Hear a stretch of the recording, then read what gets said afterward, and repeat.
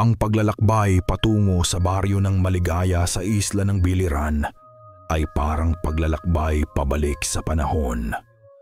Habang papalayo ang sasakyang dagat sa syudad, ang ingay ng modernong buhay ay napalitan ng mahinang ugong ng makina at ang walang katapusang himig ng mga alon. Nananatili si Eliseo sa gilid ng bangka. Ang kanyang mga mata ay nakatuon sa papalubog na araw na nagpipinta ng madilim na kulay kahel at lila sa kalangitan. Hinahanap niya ang katahimikan, isang tigil sa maingay na pag-aalinlangan na bumabagabag sa kanyang pagkatao nitong mga nakaraang buwan. Ang pangarap niyang maging isang pari, isang sagradong landas na kanyang pinili, ay tila nababalot na ngayon ng ulap ng kawalan ng katiyakan. Nang makarating siya sa Maligaya, sinalubong siya ng isang tahimik na pagtanggap. Ang baryo ay tila nakahiga sa ilalim ng isang hindi nakikitang kumot ng hiwaga. Ang mga bahay ay malalayo sa isa't isa. Napapaligiran ng matatandang puno na ang mga sanga ay parang mga kamay na nakakaabot sa langit. Ang hangin ay mabigat, dala ang amoy ng lupa, dagat at isang bagay na mahirap tukuyin. Isang bahid ng pagkaluma, marahil o ng isang lihim na matagal nang nakabaon. Sa gitna ng lahat ng ito, nakatayo ang bahay ng pag-asa. Ang bahay panuluyan ni Ricardo. Hindi ito ang inaasahan ni Eliseo. Hindi ito isang simpleng tulugan para sa mga manlalakbay. Ang lumang istruktura ay may kakaibang aura. Bahagyang sira-sira ngunit tila may sariling buhay. Ang mga bintanang kahoy ay parang mga matang nakatingin sa kawalan. At ang makapal na baging na gumagapang sa mga pader ay tila mga ugat na humahawak sa lupa. Si Ricardo ang sumalubong sa kanya sa tarangkahan. Hindi siya ang tipikal na tagapagpatakbo ng bahay panuluyan.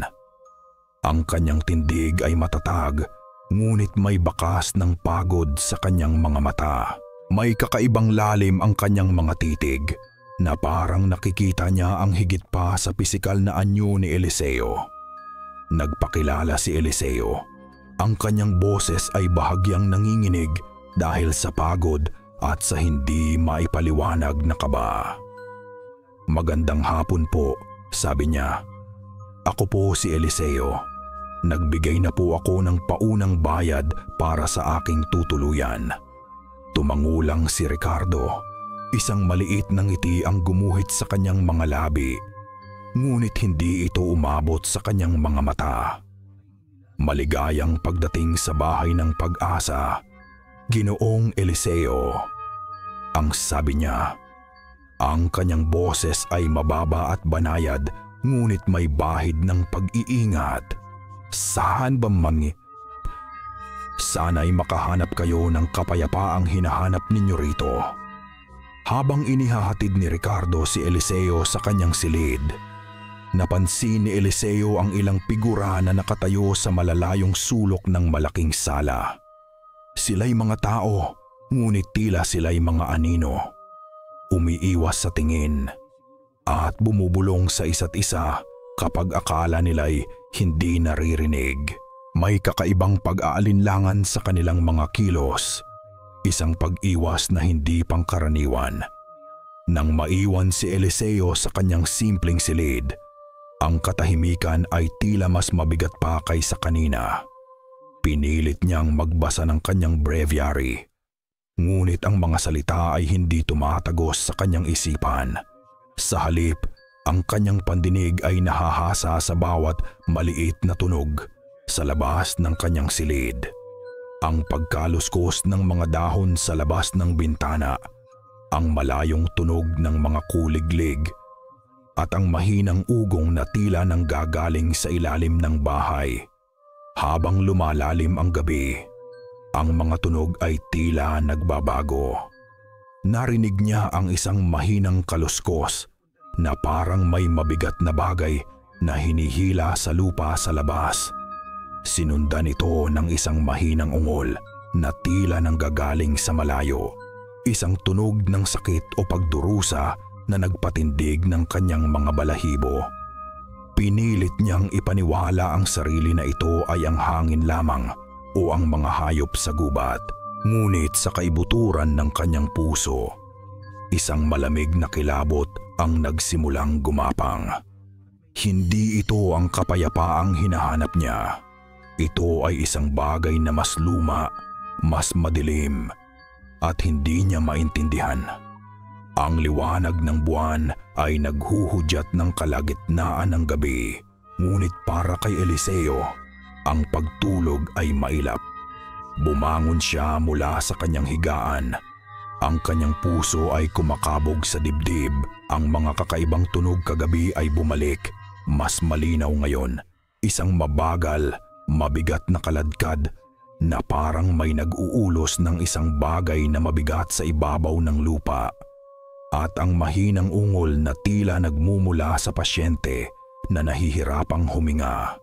Sa bawat sandali, ang kanyang imahinasyon ay naglalaro ng mga nakakatakot na eksena. Ano kaya ang nasa labas ng kanyang bintana? Ano ang tinatago ni Ricardo sa kanyang bahay ng pag-asa? Naglakas loob siyang lumapit sa bintana. Dahan-dahang inalis ang kurtina.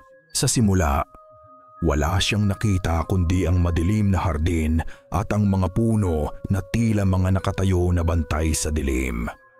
Ngunit nang bahagyang gumalaw ang anino sa gilid ng kanyang paningin, napansin niya ang isang figura na mabilis na lumusot sa ilalim ng puno ng mangga.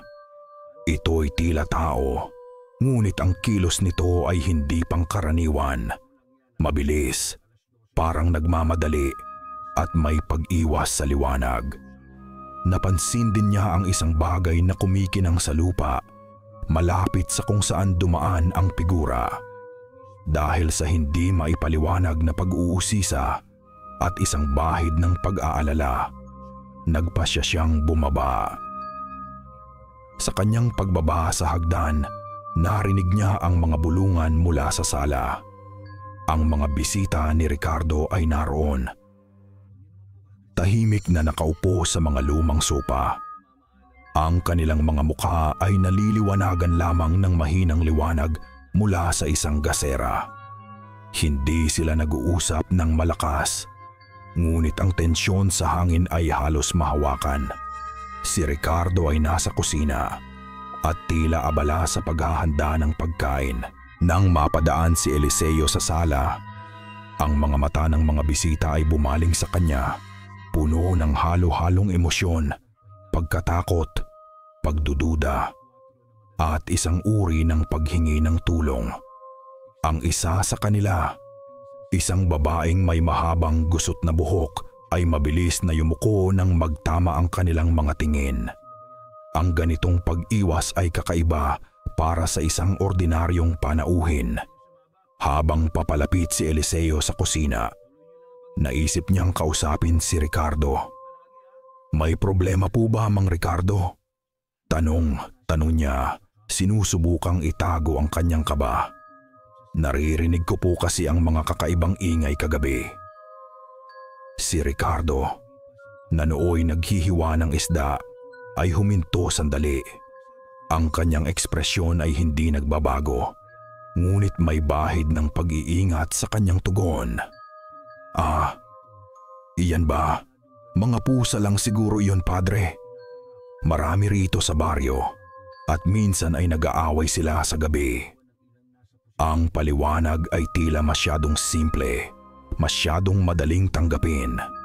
Hindi ito tugma sa bigat ng mga tunog na kanyang narinig.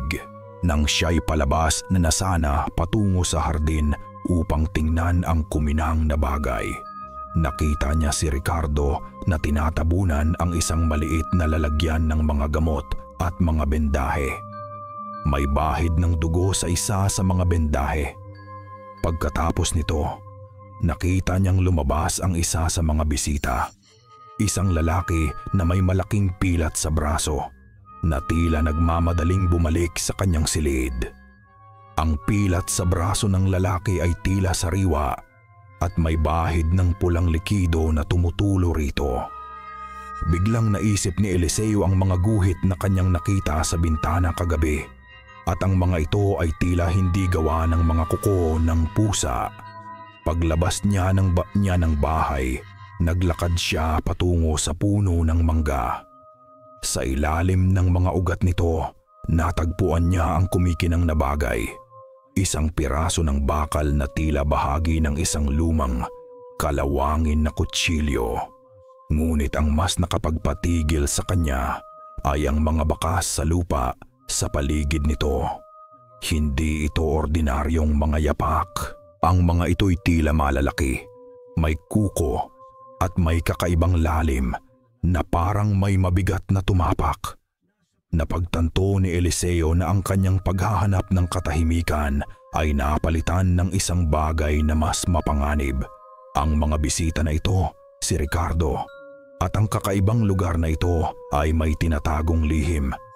At ang lihim na iyon ay nagsisimula ng magpakita ng mga bakas nito. Mga bakas na hindi maaaring ipagwalang bahala ng sinuman. Ang tahimik na baryo ng Maligaya ay biglang nabalot ng kaguluhan isang madaling araw. Ang balita ay kumalat na parang apoy sa tuyong damo. Si Tia Elena, ang matandang babaeng kilala sa kanyang pagiging masayahin at mahilig magkwento, ay nawawala. Ang kanyang maliit na kubo na nasa gilid lamang ng kagubatan ay natagpuang bukas, tila walang tao. Ngunit may mga bakas ng pagpupunyagi sa loob. Ang isang maliit na mesa ay nakataob, ang mga palayok ay nagkalat. At sa sahig, mayroong isang malaking bahid ng isang bagay na maitim at malapot. Hindi tubig, hindi putik. Si Eliseo, nakagagaling lamang sa isang maigsi at hindi mapakaling pagtulog, ay nabalitaan ng balita mula sa mga nagbubulungang mga kapitbahay. Ang kanyang puso ay bumigat. Naalala niya si Tia Elena na minsan niyang nakausap habang namimili ng mga prutas sa maliit na palengke ng baryo. Ang babae ay palakaibigan, bagaman tila may bahid ng lungkot sa kanyang mga mata. Ang biglaang pagkawala nito, lalo na sa kasalukuyan niyang pag-aalinlangan, ay tila isang masamang pangitain. Habang nag-uusap ang mga tao, ang takot ay nagsimulang mamutawi sa kanilang mga mukha.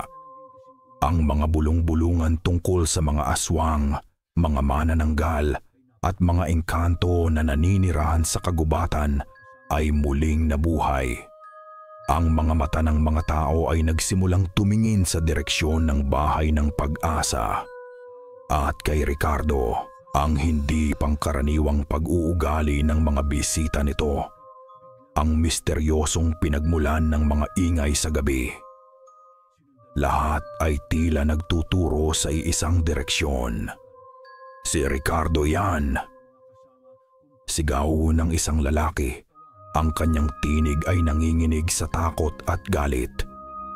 Ang mga bisita niya, sila ang may gawa nito. Lagi namang may kakaibang nangyayari kapag nandyan sila. Dagdag ng isa pa. Nawawalan ng mga manok, nagkakasakit ang mga bata. Nalilito at nababalisa, si Eliseo ay nagpasya na kailangan niyang malaman ang katotohanan. Hindi niya maaaring pabayaan na lamang ang takot at hinala ng mga tao, lalo na kung may kinalaman ito sa isang krimen. Lumapit siya kay Ricardo, naabala rin sa pakikinig sa mga usapan ng mga tao mula sa labas ng kanyang bahay panuluyan. "Mang Ricardo," sabi ni Eliseo. Ang kanyang boses ay matatag sa kabila ng kanyang pagkabahala. "Narinig niyo po ba ang balita? Si Tia Elena ay nawawala at ang mga tao dito, nagsisimula na naman silang maghinala." Tinitigan siya ni Ricardo. Ang kanyang mukha ay walang emosyon, ngunit ang kanyang mga mata ay nagpapakita ng malalim na pag-aalala. "Narinig ko, Padre," sagot niya. Ang kanyang boses ay mahina. "Hindi maganda ang kutob ko, Mang Ricardo," patuloy ni Eliseo.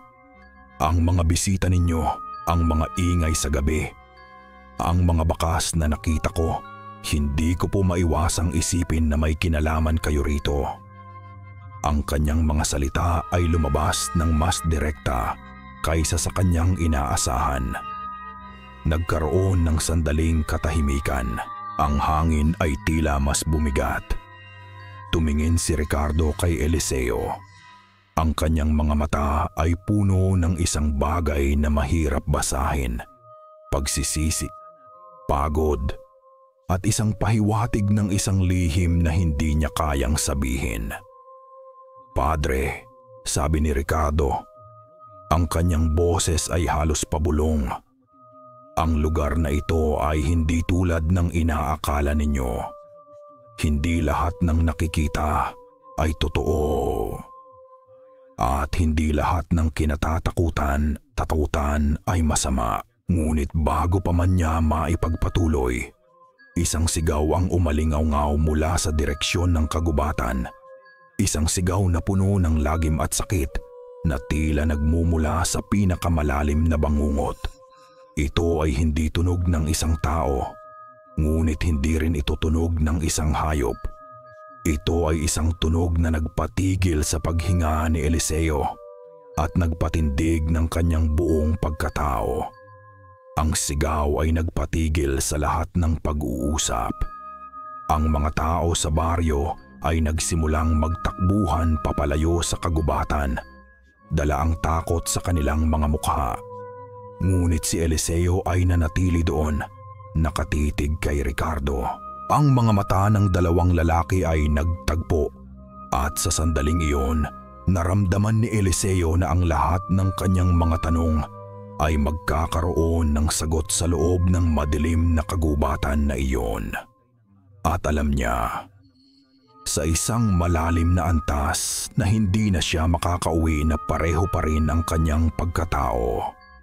Ang sigaw mula sa kagubatan ay nag-iwan ng marka sa hangin ng maligaya, isang paalala ng misteryong bumabalot sa lugar.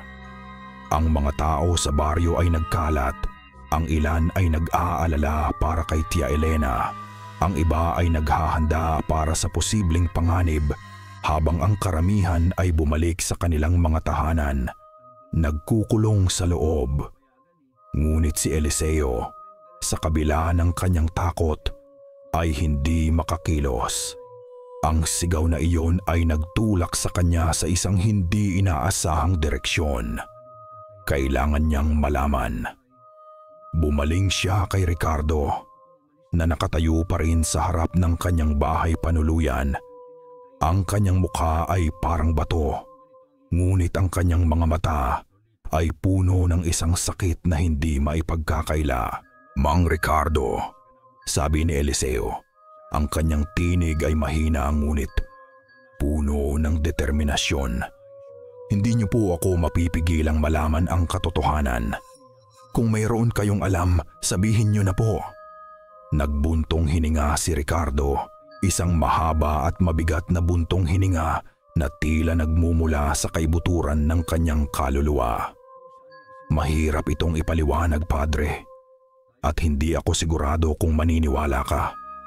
Tumingin siya sa paligid, sinisigurong walang ibang nakakarinig. Pagkatapos ay inakay niya si Eliseo papasok sa bahay ng Pag-asa. Hindi sa karaniwang sala, kundi sa isang pasilyong patungo sa likuran ng bahay, kung saan naroon ang isang lumang pinto na nakatago sa likod ng mga nakaimbak na gamit. Binuksan ni Ricardo ang pinto, na nagbunyag ng isang hagdan pababa sa isang madilim na silong. Ang amoy ng mamasa-masang lupa at bahagyang amoy ng dugo, ngunit hindi ito ang mapait na amoy ng sariwang dugo, ang sumalubong kay Eliseo. "Halika, Padre," sabi ni Ricardo. Ipakita ko sa iyo ang tunay na dahilan kung bakit may mga bisita ako. Nanginginig man, sumunod si Eliseo. Ang silong ay maliit at madilim na may iilang gasera na nakasindi sa mga sulok, nagbibigay ng nakapanlulumong liwanag. Sa isang sulok nakita ni Eliseo ang isang babaeng nakaupo.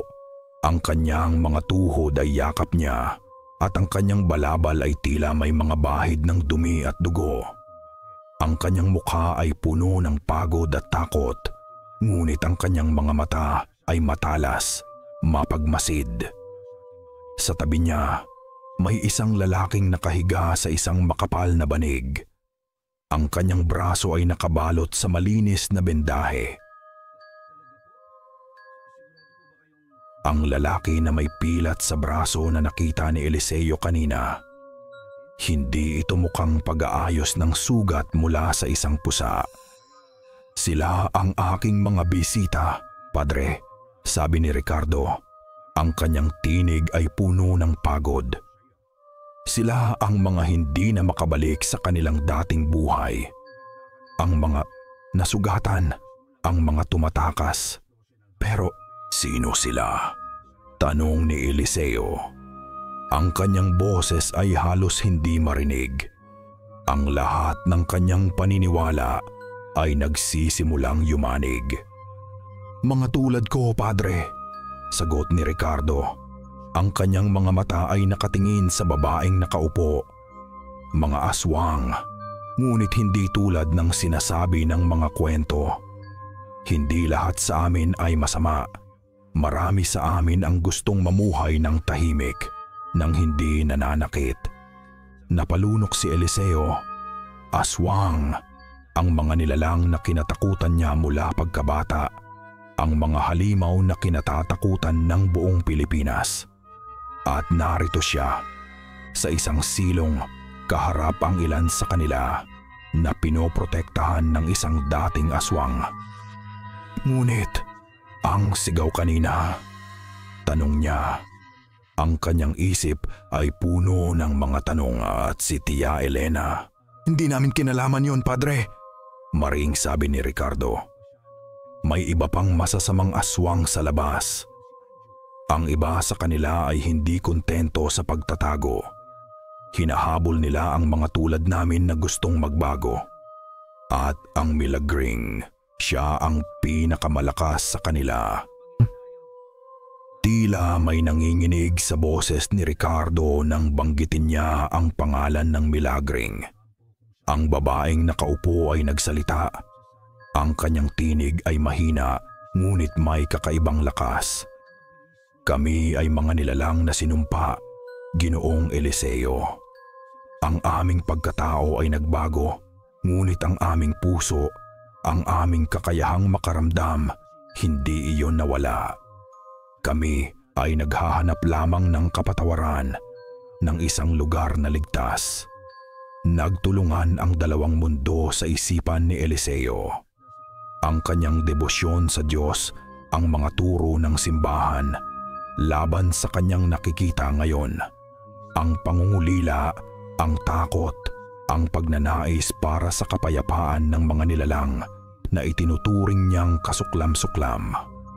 Sa unang pagkakataon, naramdaman niya ang pagkakabahagi ng kanyang pananampalataya. Nakita niya ang paghihirap, hindi ang kasamaan, sa mga mata ng mga aswang na ito. At sa gitna ng kanyang pagkalito, isang bagong pakiramdam ang nagsimulang lumitaw. Hindi takot, kundi isang nakagugulat na damdamin ng habag. Nang sila'y paakyat na sa itaas, isang mabilis na anino ang dumaan sa labas ng bintana ng sala. Isang anino na mabilis at hindi pangkaraniwan. Kasunod nito, isang malakas na pagbagsak ang narinig mula sa labas. Si Ricardo ay agad na tumayo. Ang kanyang mukha ay nabahiran ng pagkabahala. Milagring, bulong niya. Sa sandaling iyon, ang pinto ng bahay ay bumukas ng malakas at sa liwanag ng kalaliman ng gabi, isang figura ang pumasok. Ito ay isang babae, matangkad at may kakaibang karisma, ngunit ang kanyang mga mata ay nagliliyab na parang dalawang baga, puno ng galit at pangungutya. Ito si Milagring, at ang kanyang tingin ay nakatuon kay Eliseo. Ang biglaang pagdating ni Milagring ay nagdulot ng alon ng takot sa bahay ng Pag-asa. Ang mga bisita na nasa sala ay agad na nagtago sa kani-kanilang mga silid. Ang kanilang mga bulong ay napalitan ng katahimikan na puno ng pangamba. Si Ricardo ay tumayo sa pagitan ni Eliseo at ni Milagring. Ang kanyang tindig ay mahigpit, handa sa anumang mangyayari. Ngunit si Milagring ay tila hindi interesado sa pisikal na komprontasyon sa sandaling iyon. Ang kanyang mga mata, na tila nagliliyab sa dilim, ay nakatuon kay Eliseo, ang bagong dating sa kanilang maliit at lihim na mundo. Isang pari, sabi ni Milagring, ang kanyang tinig ay parang isang malamig na simoy na nagpapalamig sa buong silid. Ano ang ginagawa ng isang pari sa isang lugar na puno ng sumpa? Naghahanap ka ba ng kaluluwa para i-save o para iligaw? Ang kanyang mga salita ay may bahid ng pangungutya. Tila siya ay naglalaro sa pagkailitong at takot ni Eliseo. Naramdaman ni Eliseo ang lamig na gumagapang sa kanyang likod, ngunit sa kabila ng kanyang panginginig, may nag-udyok sa kanya na sumagot. "Nandito ako para sa kapayapaan," sagot niya. Ang kanyang boses ay mas matatag kaysa sa inaasahan niya. Ngunit tila ang kapayapaang iyon ay malayo pa. Isang tawa ang kumawala kay Milagring, isang tawa na hindi nagdadala ng kasiyahan kundi ng lamig at panganib. Kapayapaan? Ang salitang iyan ay walang lugar dito, pare.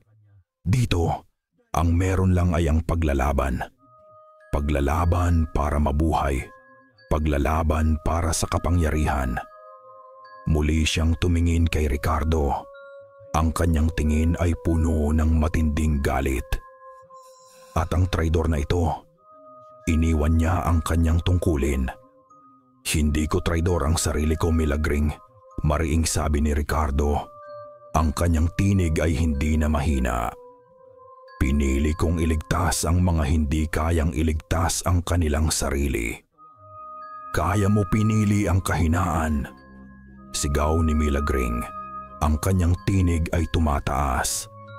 "Ang mahihinang aswang na yan, sila ay dapat maging malakas.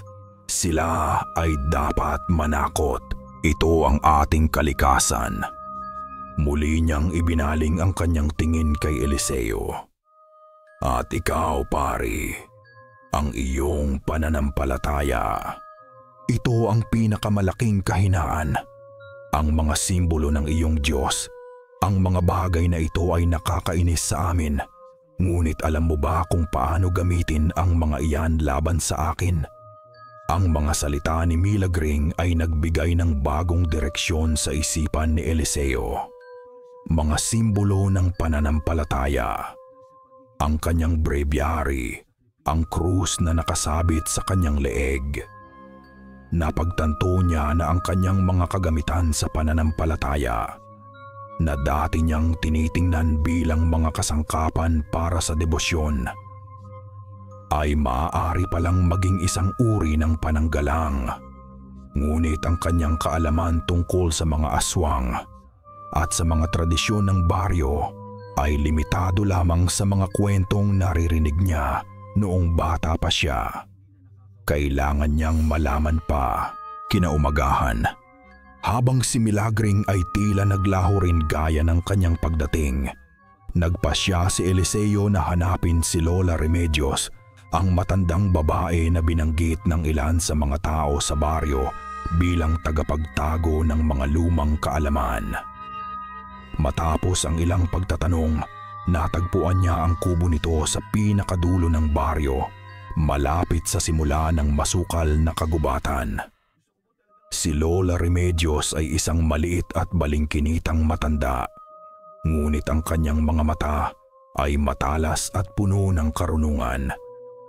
Lola, simula ni Eliseo, nalilito po ako. May mga bagay po na nangyayari dito na hindi ko maintindihan. Narinig ko po na kayo ang nakakaalam ng mga lumang kwento. Tinitigan siya ni Lola Remedios ng matagal. Ang mga kwento ay parang mga anino, Padre. Lumalabas lamang sila kapag may liwanag o kapag may malalim na kadiliman. Pagkatapos ay nagpatuloy siya. Ang kanyang tinig ay nagiging seryoso. Ang lupaing ito, Padre, ay matagal nang nababalot ng sumpa. Ang mga aswang ay hindi lamang mga nilalang na gutom sa laman. Sila ay mga nilalang na sinumpa ng isang sinaunang galit. Isang kapangyarihan na nagmula pa sa panahon bago pa man dumating ang inyong Diyos dito. Ikinuwento ni Lola Remedios ang mga alamat tungkol sa isang matandang espiritu ng kagubatan na nagalit sa mga tao dahil sa kanilang kasakiman at paglapastangan sa kalikasan. Ang galit na iyon ay nagbunga ng sumpa na bumago sa ilang mga tao. Ginawa silang mga nilalang na nahihirapang kontrolin ang kanilang mga sarili. Si Milagring, sabi ni Lola Remedios, ay hindi lamang isang aswang. Siya ang nagdadala ng pinakamalakas na bahagi ng sumpa na iyon. Ang kanyang galit ay parang apoy na hindi namamatay. At ang mga simbolo ng iyong pananampalataya, mayroon silang kapangyarihan laban sa kanya. Ngunit kailangan mo ng mas malalim na pag-unawa. Sa kanyang pag-aaral, natuklasan ni Eliseo ang isang lumang aklat sa maliit na kapilya ng baryo na tila nakalimutan na ng lahat. Sa mga pahina nito, may mga iginuhit na mga sinaunang simbolo, mga dasal na hindi niya pamilyar, at mga salaysay tungkol sa pagtataboy ng masasamang espiritu. Nakita niya ang isang partikular na simbolo, isang krus na may bilog sa gitna, na sinasabing nagpapahina sa mga nilalang na nababalot ng kadiliman kapag binigkas ang isang sinaunang incantation. Ang pag-aaral ay nagbigay sa kanya ng pag-asa, ngunit ang pag-aalala ay nanatili. Sa kanyang paglalakad pabalik sa bahay ng pag-asa, habang papalubog ang araw, isang lamig ang biglang bumalot sa kanya. Tumingala siya at sa pagitan ng mga sanga ng puno, nakita niya ang dalawang pulang mata na nakatingin sa kanya. Si Milagring, hindi siya umatake. Ngunit ang kanyang presensya ay isang malinaw na babala. Alam ni Eliseo na ang kanyang pag-alam ng mga lihim na ito ay lalong naglagay sa kanya sa panganib. Ang bawat hakbang pabalik sa bahay ng pag-asa ay tila mas mabigat para kay Eliseo.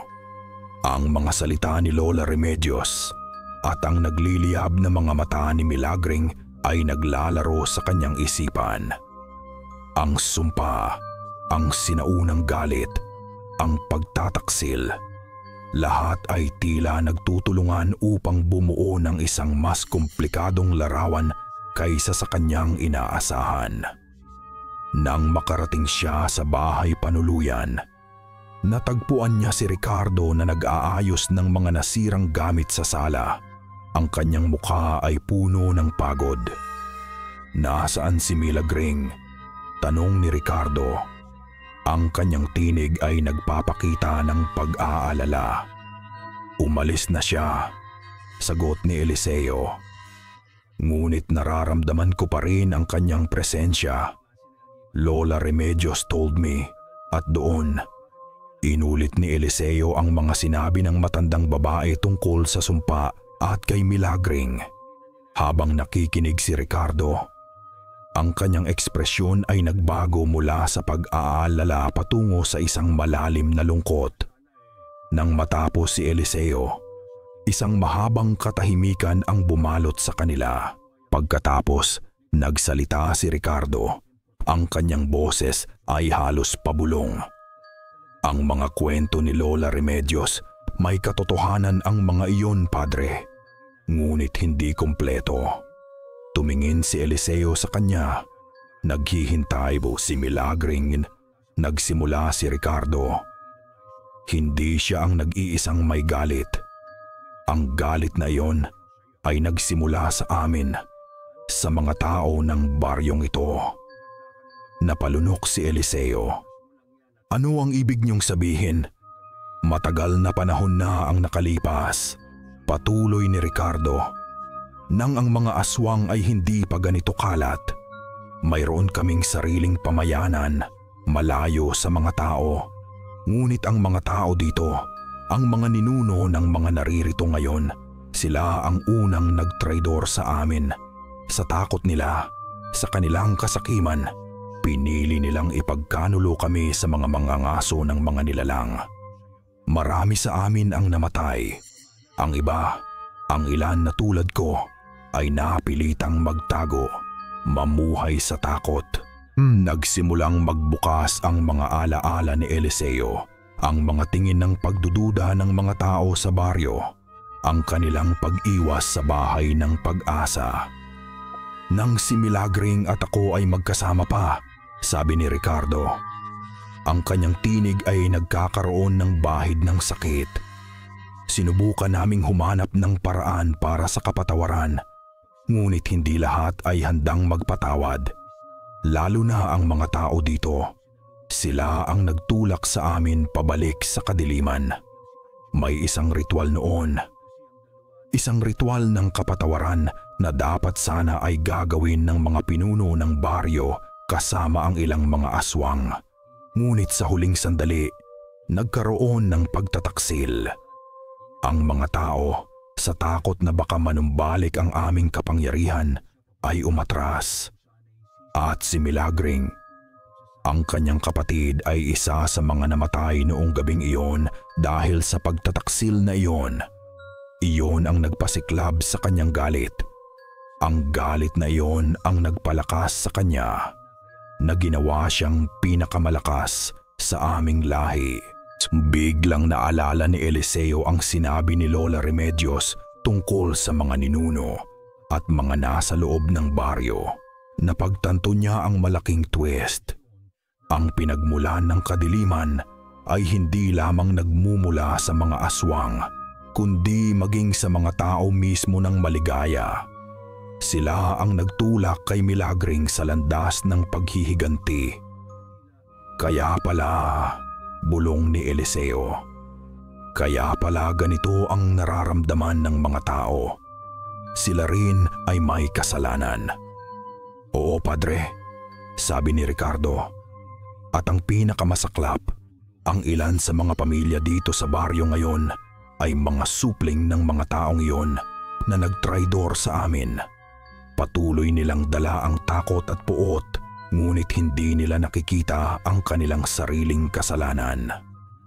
Habang nag-uusap sila, may narinig silang mahinang kaluskos mula sa labas ng bahay. Isang anino ang mabilis na dumaan sa bintana ng sala.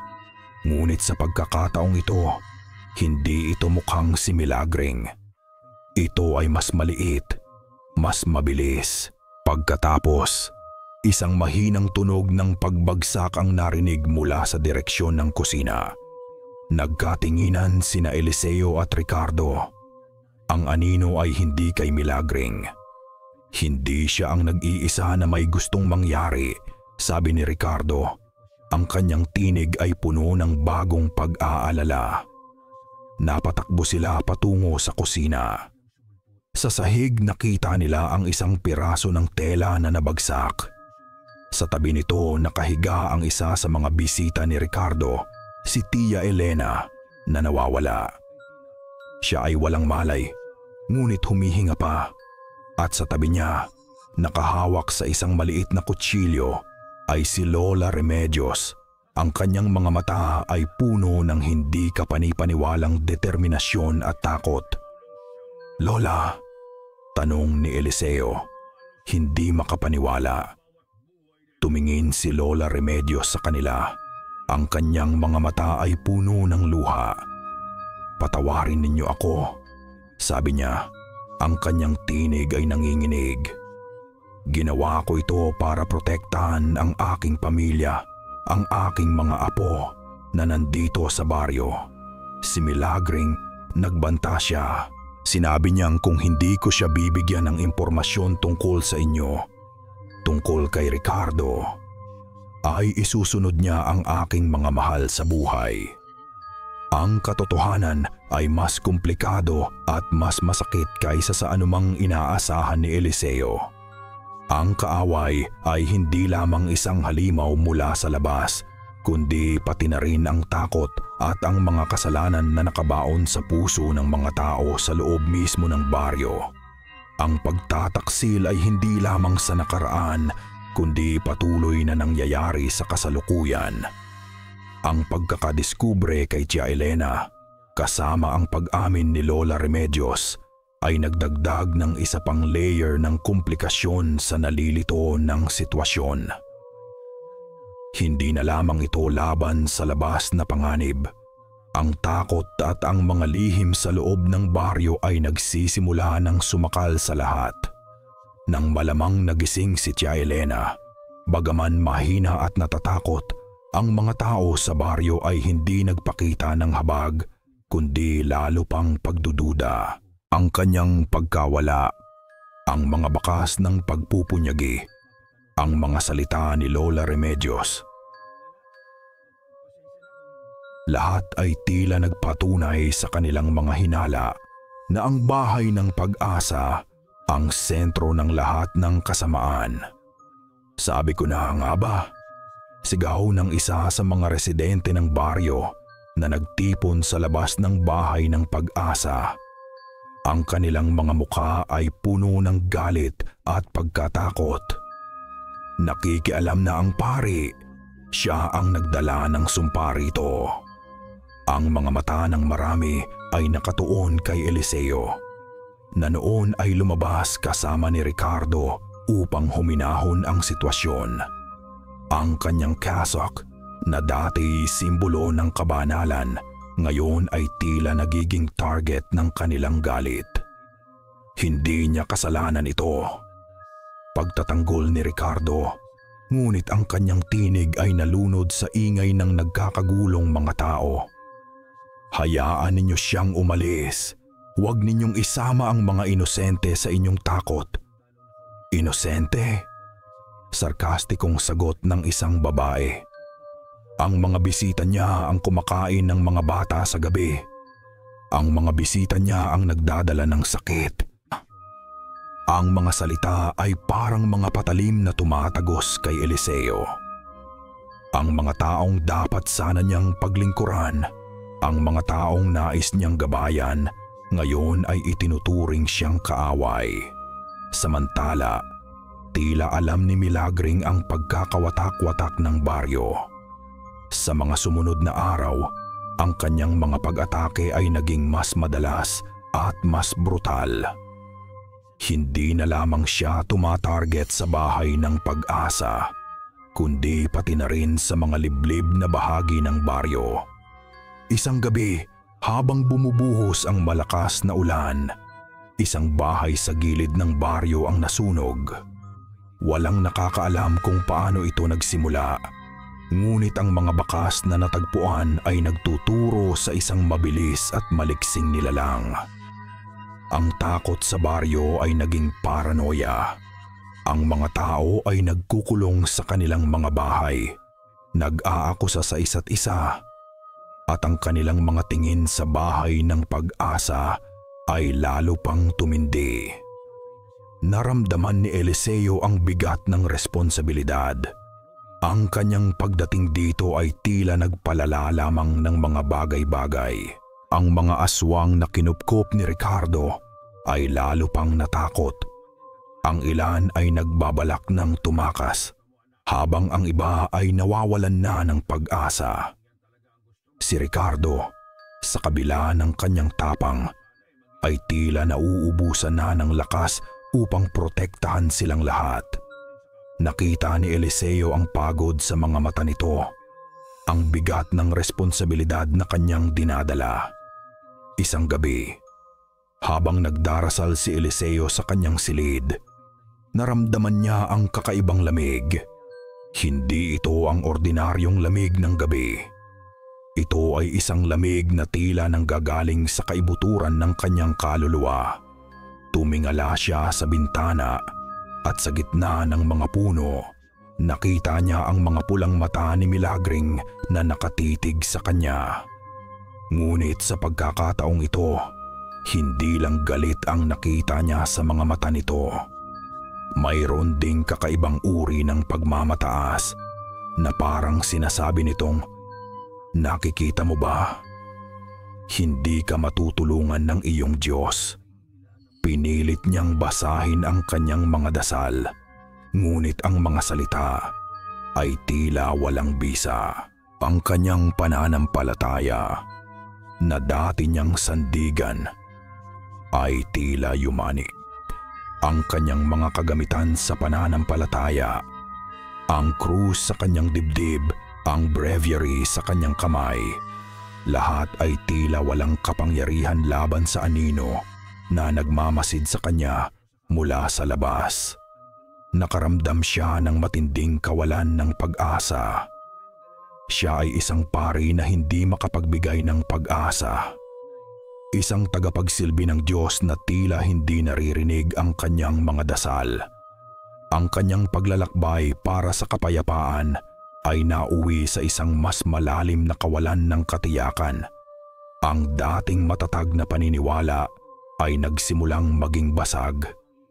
Sa labas, ang ulan ay lalong lumakas at kasabay nito ang mga tunog ng kaguluhan mula sa direksyon ng bahay ng pag-asa. Narinig ni Eliseo ang mga sigaw, ang mga pagbagsak, ang tunog ng pagkasira. Lumabas siya ng silid at sa kanyang pagbaba, natagpuan niya si Ricardo na nakikipaglaban sa hindi bababa sa tatlong nilalang na tila mga anino na may matatalas na kuko at mga mata na nagliliyab. Ang ilan sa mga bisita ay sinusubukang tumakbo habang ang iba ay nakikipaglaban. Ang bahay ng pag-asa, ang lugar na dapat sana'y nagsisilbing kanlungan, ay nagiging isang larangan ng digmaan. At sa gitna ng kaguluhan, nakita ni Eliseo si Ricardo na natamaan ng isang malakas na hampas at ang kanyang katawan ay tumilapon papalayo, bumagsak sa sahig, hindi na gumagalaw. Sa tabi niya, nakatayo si Milagring, ang kanyang mga mata ay nagliliyab, hawak ang isa sa mga kagamitan ni Ricardo. Sa isang iglap, naramdaman ni Eliseo na parang nawala ang lahat. Ang kanyang gabay, ang kanyang pag-asa, ang taong nagpakita sa kanya ng ibang mukha ng aswang. Lahat ay tila nawala. Ang dilim ay hindi na lamang nasa labas. Ito ay nasa loob na niya. Ang pagbagsak ni Ricardo sa sahig ay nagdulot ng isang nakabibinging katahimikan sa gitna ng kaguluhan. Ang kanyang mga mata ay nakapikit at ang kanyang paghinga ay tila huminto. Sa paligid, ang mga bisita na dati puno ng pag-asa, ngayon ay nagsisigawan sa takot at kawalan ng pag-asa.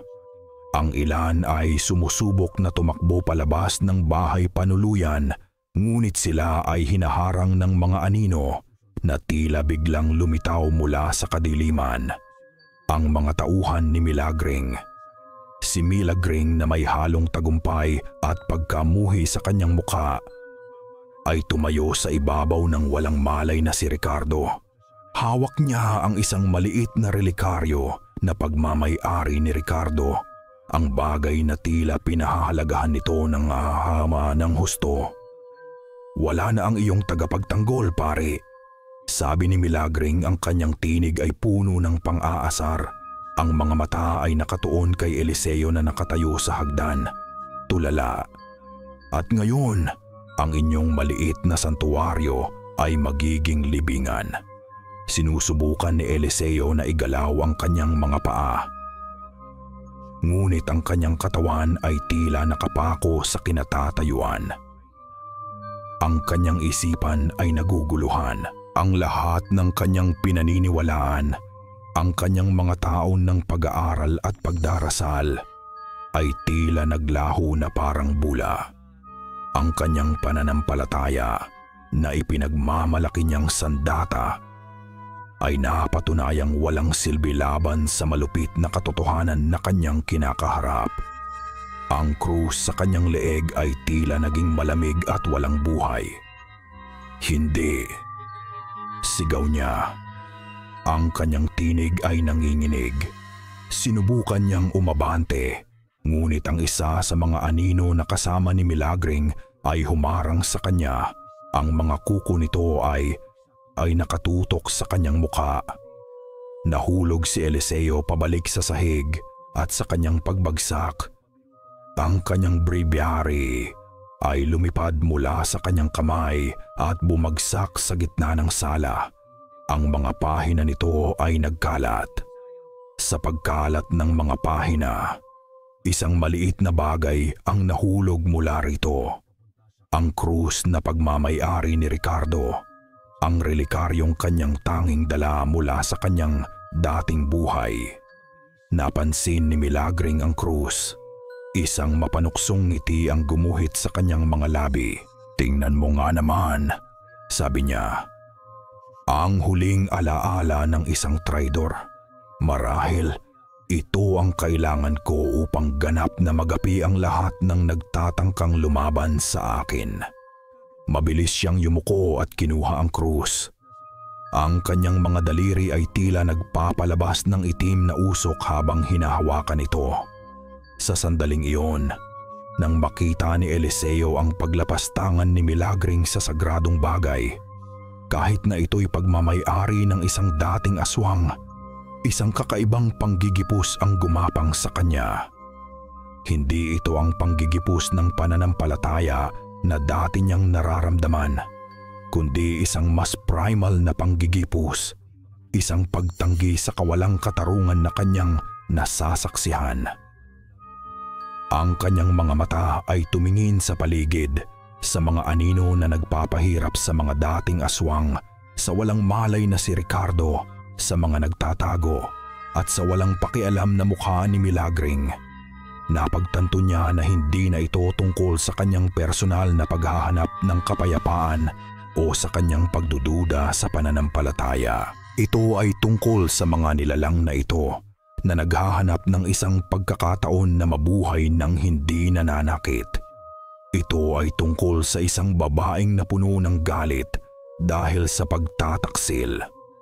At ito ay tungkol sa kanya, isang pari na nakatayo lamang at nanonood habang ang lahat ay nawawasak.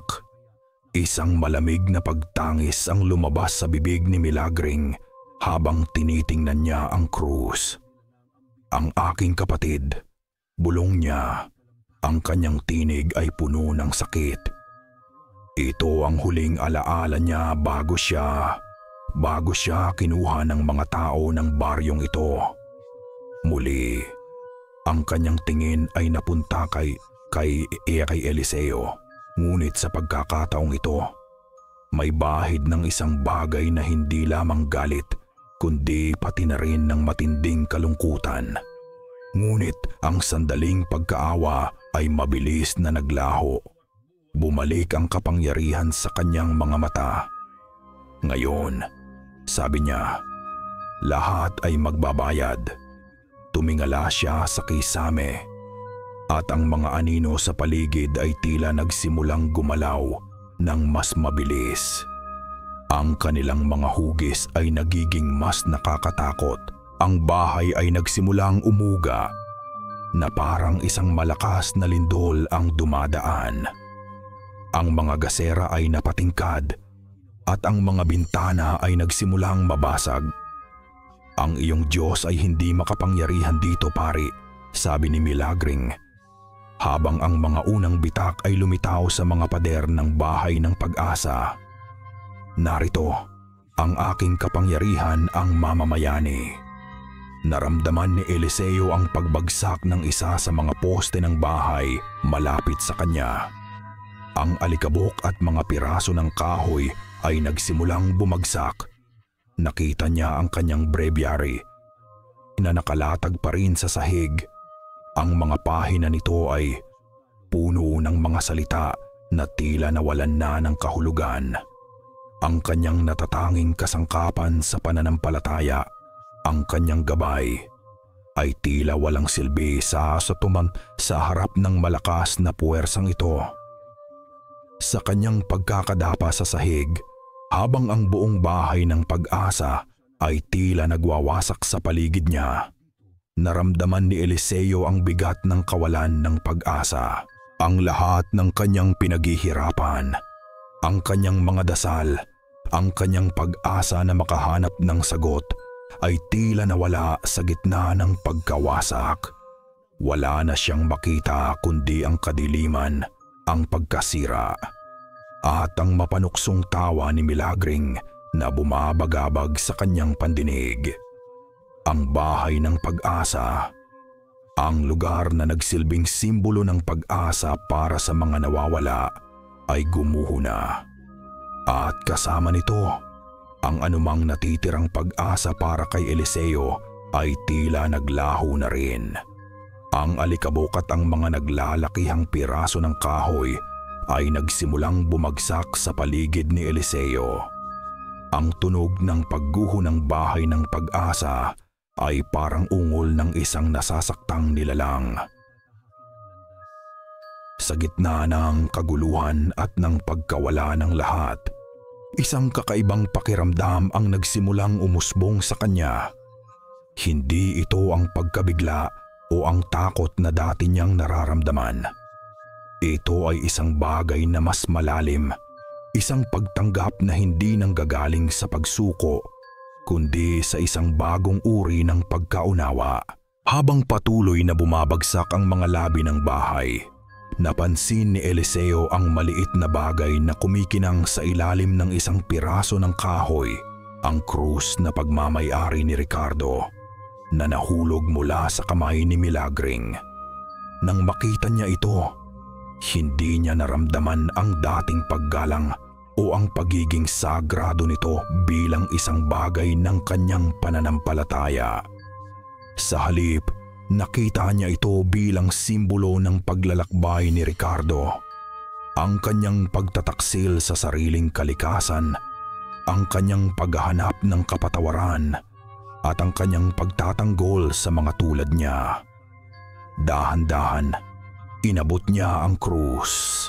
Ito ay malamig sa kanyang mga kamay, ngunit hindi na ito ang malamig na walang buhay na kanyang naramdaman kanina. Ito ay may bigat, isang bigat ng kasaysayan, ng sakit at ng pag-asa. Tiningnan niya si Milagring na nakatayo pa rin sa gitna ng mga nagwawasak na pader. Ang kanyang mga mata ay puno ng galit, ngunit may bakas din ng pagkalito sa patuloy na paglaban ng mga bisita na nagtatago sa ilalim ng mga debris. "Hindi mo sila magagapi, Milagring," sigaw ni Eliseo. Ang kanyang tinig ay lumakas, hindi na nanginginig. "Hindi sa ganitong paraan." Nagulat si Milagring sa pagbabago sa tinig ni Eliseo. Nakita niya ang determinasyon sa mga mata nito, isang determinasyong hindi nanggagaling sa pananampalataya, kundi sa isang bagay na mas primal, ang kagustuhang protektahan ang mga nangangailangan. Nang makita niyang ang ilan sa mga bisita ni Ricardo ay nagtatago sa ilalim ng mga bumagsak na muebles at ang ilan ay nagtatangkang tumulong sa isa't isa, isang panggigipos ang muling gumapang sa kanya. Hindi ito ang panggigipos ng kanyang pananampalataya laban sa kasamaan, kundi ang panggigipos ng kanyang puso para sa mga taong ito na, sa kabila ng kanilang sumpa, ay nagpapakita pa rin ng kabutihan. Pinilit niyang tumayo. Hawak ang krus ni Ricardo sa isang kamay at ang kanyang breviary sa kabila Tiningnan niya ang mga pahina ng brebyari, hindi upang magbasa ng mga salita, kundi upang alalahanin ang mga aral na hindi lamang tungkol sa Diyos, kundi tungkol sa pagmamahal, sa pagpapatawad at sa pagtanggap. Ang kanyang nakikitang pananampalataya ay napalitan ng isang mas malalim, mas personal na pag-unawa sa kanyang tungkulin. Ang Diyos ay hindi lamang nasa mga simbahan o sa mga dasal, sabi niya. Ang kanyang tinig ay malakas at malinaw na naririnig sa kabila ng pagbagsak ng mga debris. Nandito siya sa bawat nilalang na naghahanap ng liwanag. Kahit na sila'y nababalot ng kadiliman, lumapit siya kay Tia Elena na nagtatago sa isang sulok, nanginginig sa takot. Inaabot niya akikyahayan kamay nito, hindi bilang isang pari, kundi bilang isang kapwa nilalang na naghahanap ng pag-asa. Tia Elena, sabi niya, hindi ka nag-iisa.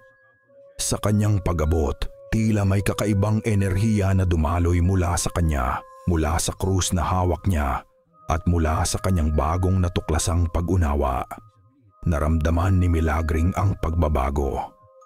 Ang enerhiya na nagmumula kay Eliseo ay hindi ang lakas ng banal na banal, kundi isang lakas na mas malapit sa lupa.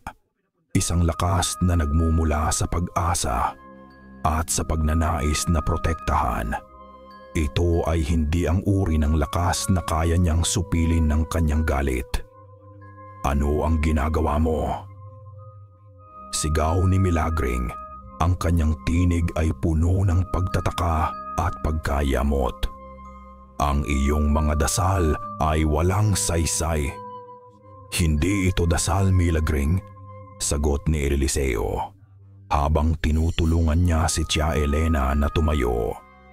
Ito ay pagpapakita. Pagpapakita na kahit sa gitna ng kadiliman, mayroon pa ring liwanag. Tiningnan niya ang mga natitira pang bisita ni Ricardo, ang mga nagtatago, ang mga nasugatan. Lalabas tayo dito, sabi niya. Ang kanyang tinig ay puno ng bagong determinasyon. Hindi natin hahayaang lamunin tayo ng kadiliman sa pag-abot niya sa mga ito, gamit ang krus ni Ricardo bilang isang uri ng gabay, at ang kanyang breviary bilang paalala ng mga aral ng habag. Nagsimulang gumalaw ang mga tao. Ang ilang mga aswang na dati natatakot, ngayon ay nagsimulang tumulong sa isa't isa sa ilalim ng gabay ni Eliseo. Ang dating pari na nawalan ng pananampalataya sa kanyang propesyon ay natagpuan ang kanyang tunay na tawag, hindi sa altar, kundi sa tabi ng mga itinuturing na halimaw, sa pagbibigay ng pag-asa sa mga nawalan na nito. Ang sigaw ng pag-asa na hindi nanggagaling sa mga salita ng dasal, kundi sa mga kilos ng kabutihan, ay nagsimulang umalingaw-ngaw sa mga guho ng bahay ng pag-asa. Sa gitna ng mga naglalakihang debris at ng malamig na hangin na bumabayo sa mga guho ng bahay ng pag-asa, nagsimulang magtipon ang natitirang mga bisita ni Ricardo, kasama si Eliseo bilang kanilang hindi inaasahang pinuno. Ang mga dating aswang na ito, na dati nababalot ng takot at kawalan ng pag-asa, ngayon ay may bagong determinasyon sa kanilang mga mata. Nabinigyan sila ng lakas ng kakaibang tapang ni Eliseo. Sa kabila ng kanilang mga sumpa at ng kanilang nakaraang mga kasalanan, nagpakita sila ng kahangahangang tapang sa pagtulong sa isa't isa. Sa ilalim ng kanyang gabay, si Milagring na nakamasid sa pagbabago sa kanyang mga dating kasamahan ay tila nababahala. Ang kapangyarihan ng kanyang galit na dati nangingibabaw, ngayon ay tila nahaharap sa isang bagong uri ng enerhiya, isang enerhiya na hindi kayang supilin ng kanyang mga sumpa. Nakita niya si Eliseo na hawak ang krus ni Ricardo, Hindi bilang isang banal na kasangkapan, ngunit bilang simbolo ng isang bagay na mas malalim, isang pag-asa na hindi pa ganap na nasisira. "Wala kang mapapala, pare!" sigaw ni Milagring. Ang kanyang tinig ay umaling-aungaw sa paligid. "Ang iyong kahinaan ang magiging dahilan ng iyong pagbagsak." Muli niyang pinaikot ang kanyang kamay. At ang mga anino sa paligid ay nagsimulang magkaroon ng mas malalaking anyo. Ang kanilang mga kuko ay tila mas matalas. Ang kanilang mga mata ay mas nagliliyab. Ngunit hindi na natinag si Eliseo. Sa kanyang tabi, si Tia Elena, na ngayon ay may hawak na isang maliit na krus na gawa sa kahoy, ay nagpakita ng tapang. Ang iba pang mga bisita ay nagtipon sa likod niya. Ang ilan ay may hawak na mga piraso ng kahoy bilang pansamantalang sandata, habang ang iba ay nagsimulang bumigkas ng mga simpleng dasal na natutunan nila mula kay Eliseo. "Hindi ito ang aming kahinaan, Milagring," sagot ni Eliseo. Ang kanyang tinig ay matatag. "Ito ang aming pag-asa. At ang pag-asa ay mas malakas kaysa sa anumang sumpa." Nagkasalubungan ang kanilang mga tingin. Si Milagring na puno ng galit at paghihiganti dahil sa pagtataksil ng mga tao ng baryo at sa pagkawala ng kanyang kapatid, ay nagpakawalaan ng isang malakas na sigaw at sumugod patungo kay Eliseo. Ang mga anino ay sumunod, lumilikha ng isang pader ng kadiliman sa pagitan niya at ng mga natitirang bisita. Si Eliseo, kasama ang mga natitirang bisita na nagtatanggol sa kanya, ay handa na. Ang laban ay hindi naging madali. Ang mga anino ay mabilis at malupit, ngunit ang mga dating aswang na ngayon ay may bagong layunin ay lumaban ng may determinasyon. Ang ilan ay gumamit ng kanilang likas na lakas. Ang iba ay ginamit ang mga debris bilang sandata. Si Tiasako Elena, sa kabila ng kanyang kahinaan, ay matapang na nagtanggol sa likuran. Ang kanyang maliit na krus ay tila nagpapalabas ng mahinang liwanag sa tuwing ito ay itinataas. Nang makalapit si Milagring kay Eliseo, isang kakaibang bagay ang nangyari. Ang krus na hawak ni Eliseo na pagmamay-ari ni Ricardo ay tila nag-init sa kanyang kamay. Habang itinaas niya ito, isang mahinang liwanag ang lumabas mula rito. Hindi isang banal na liwanag, kundi isang liwanag na tila nagmumula sa alaala ng kabutihan na minsang nagkaroon si Ricardo. Ang liwanag na ito ay nagpatigil sa pag-atake ni Milagring kahit saglit. "Ricardo," bulong ni Milagring, ang kanyang mga mata ay puno ng pagkalito at sakit. "Hindi mo kayang gamitin iyan laban sa akin." "Hindi ako ang gumagamit nito," sabi ni Eliseo. "Ito ang alaala ng kabutihan na nais niyang ipaglaban. Ito ang paalala na kahit ang pinakamadilim na nilalang ay maaaring magkaroon ng liwanag sa kanilang puso." Habang nag-aalangan si Milagring, isang bagay ang nangyari.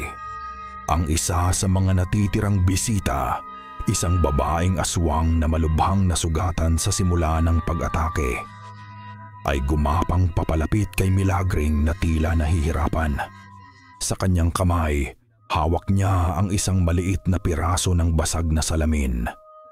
Sa sandaling nagkatinginan sila, itinapat ng babae ang salamin kay Milagring. Nang makita ni Milagring ang kanyang sariling refleksyon, hindi ang kanyang anyo bilang isang malakas na manananggal, kundi ang kanyang mukha na puno ng galit, pagod at kalungkutan, isang malakas na sigaw ang kumawala sa kanya. Ang kanyang anyo ay nagsimulang magbago. Ang kanyang matutulis na kuko ay tila lumambot Ang kanyang nagliliyab na mga mata ay nagsimulang kumupas at ang kanyang katawan ay nagsimulang manginig. "Ang aking kapatid," bulong niya, habang ang kanyang anyo ay nagiging mas maliit, mas mahina. Sila ang kumuha sa kanya. Nang makita ni Eliseo ang pagbabago, alam niyang ito ang pagkakataon. Hindi niya ito gagawing isang pagpatay. "Milagring sabi tanan na ta na di mi nagting."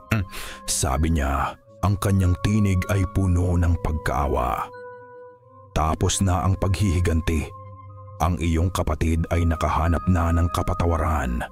Panahon na para ikaw din." Sa mga salitang iyon, kasama ang pagbagsak ng mga anino at ang pagkawala ng lakas ni Milagring, isang malakas na enerhiya ang bumalot sa buong lugar. Ang mga guho ng bahay ng Pag-asa ay tila nagliwanag ng bahagya na parang sumasagot sa bagong pag-asa na nararamdaman ng lahat. Si Milagring na ngayon ay tila isang ordinaryong babae na puno ng kalungkutan ay bumagsak sa lupa. Ang kanyang katawan ay nanginginig. Ang sumpa ay hindi tuluyang nawala, ngunit ang kapangyarihan nito ay nabawasan. Ang paghihiganti ay natapos, ngunit ang pagpapatawad ay nagsisimula pa lamang. Ang paglubog ng araw ay nagpinta ng mahinahong mga kulay sa kalangitan. Isang mapayapang tanawin na tila kabaligtaran ng kaguluhan na naganap. Ilang sandali lamang ang nakalipas. Ang mga guho ng bahay ng Pag-asa ay nakatayo bilang isang tahimik na saksi sa madugong labanan. Ngunit sa gitna ng pagkawasak, mayroong isang bagong katahimikan na bumalot sa lugar. Isang katahimikan na hindi bunga ng kawalan ng pag-asa, kundi ng isang matinding pagod at ng isang malalim na pagbabago. Si Milagring na ngayon ay tila isang ordinaryong babae na puno ng kalungkutan, ay tahimik na nakaupo sa isang malaking bato. Ang kanyang mga mata ay nakatuon sa kawalan. Hindi na nagliliyab ang kanyang mga mata, at ang dating matalim niyang tindig ay napalitan ng isang mapagpakumbabang postura. Ang kanyang paghihiganti ay natapos, ngunit ang gastos nito ay napakalaki.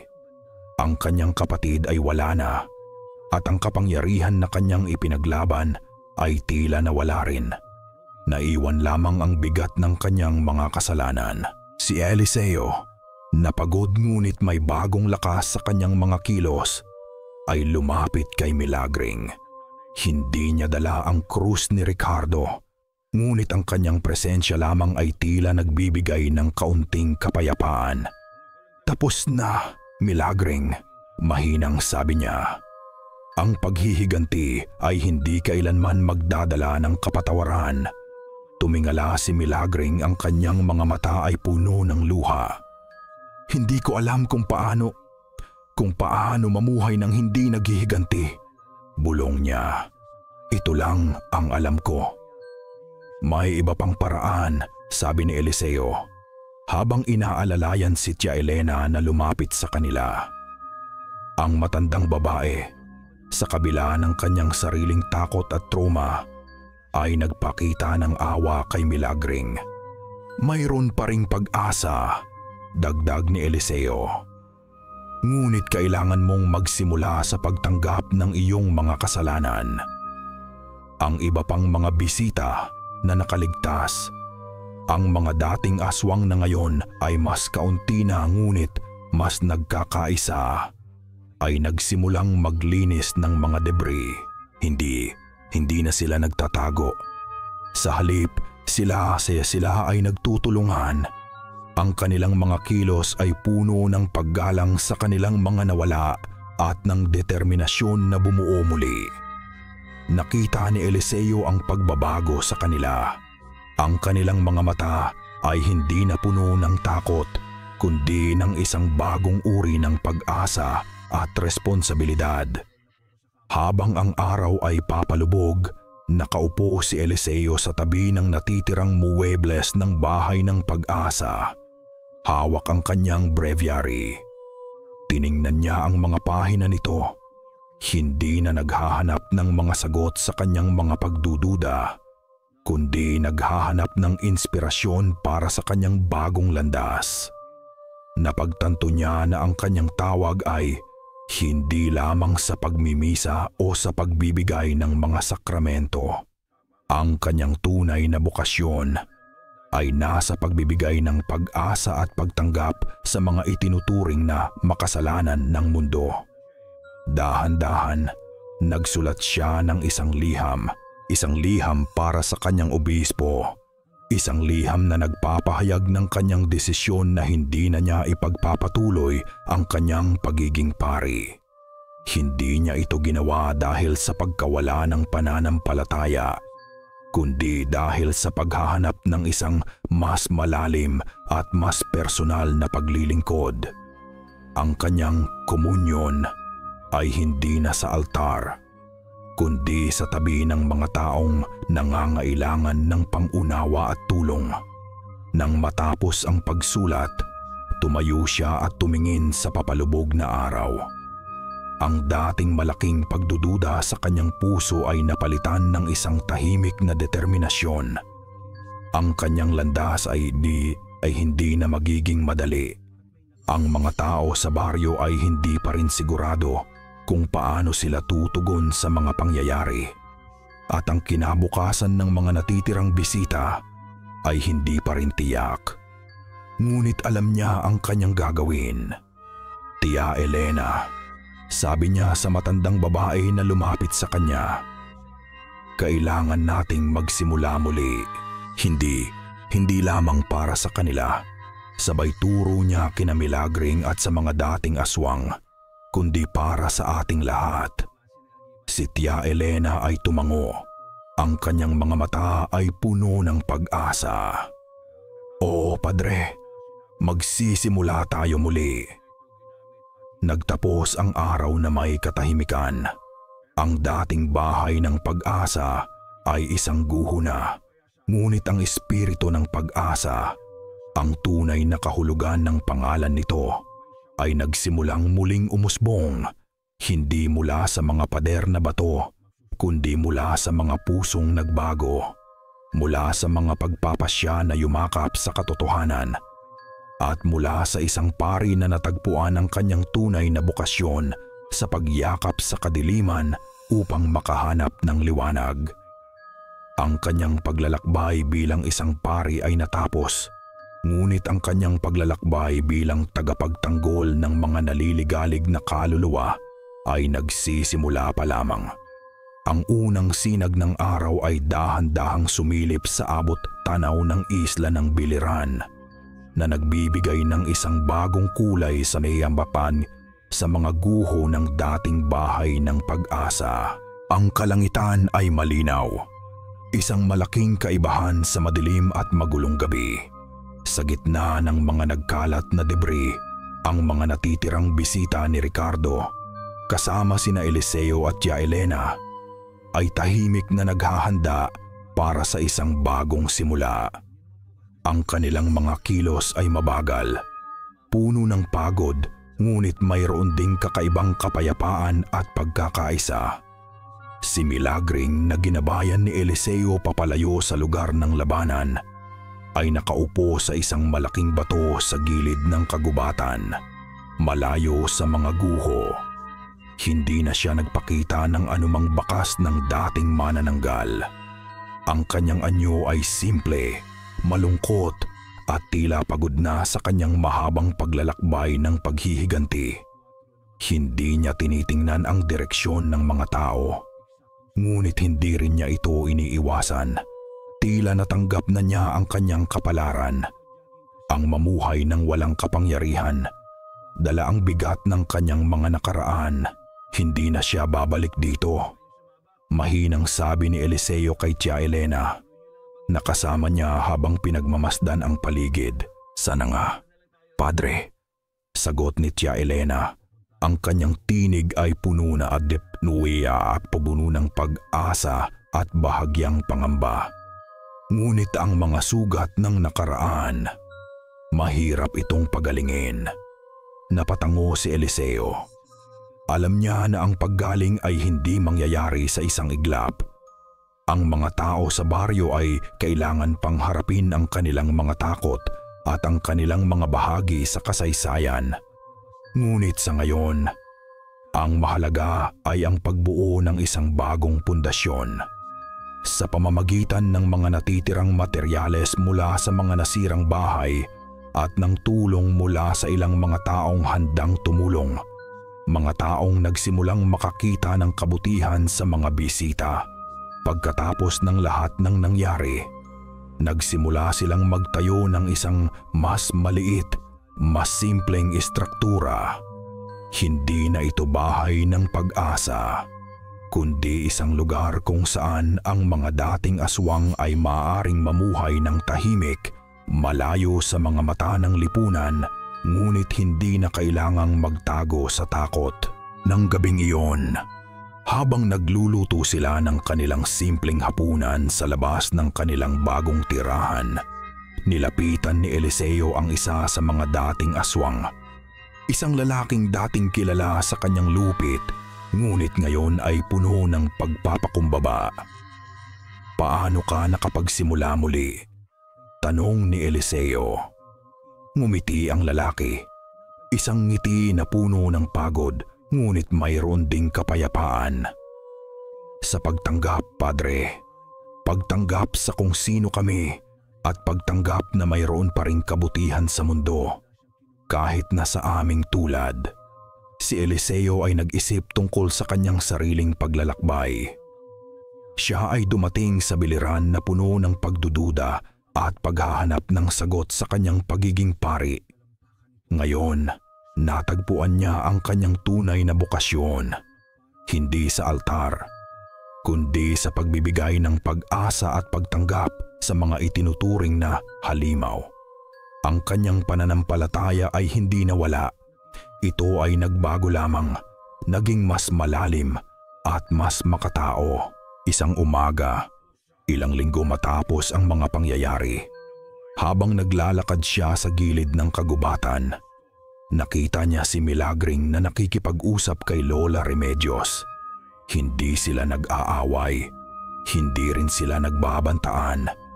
Tila nagbabahagi sila ng isang tahimik na pag-unawa, isang pagkilala sa kanilang mga kasalanan at sa kanilang mga nawala.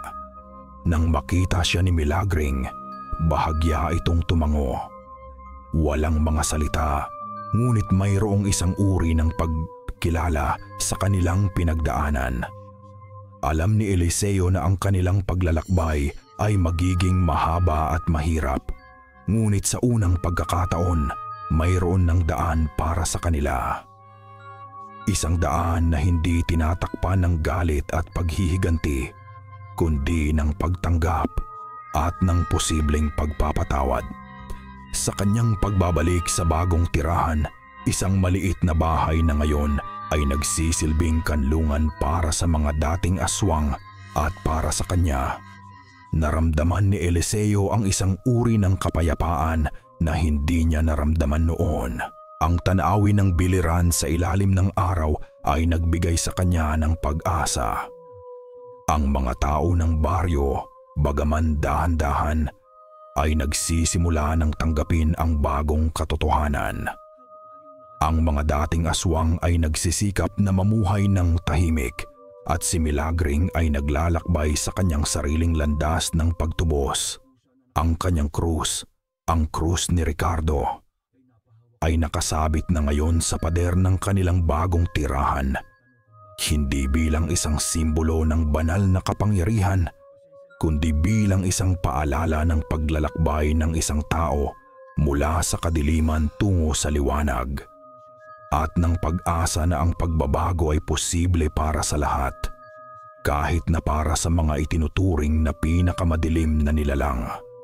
Ang kanyang bokasyon ay hindi natapos sa pagiging pari.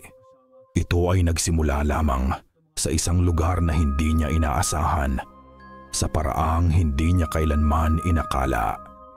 Ang kwento ng maligaya ay hindi na lamang kwento ng aswang, kundi kwento ng pagbabago, ng pagpapatawad, at ng paghahanap ng liwanag sa pinakamadilim na sulok ng mundo.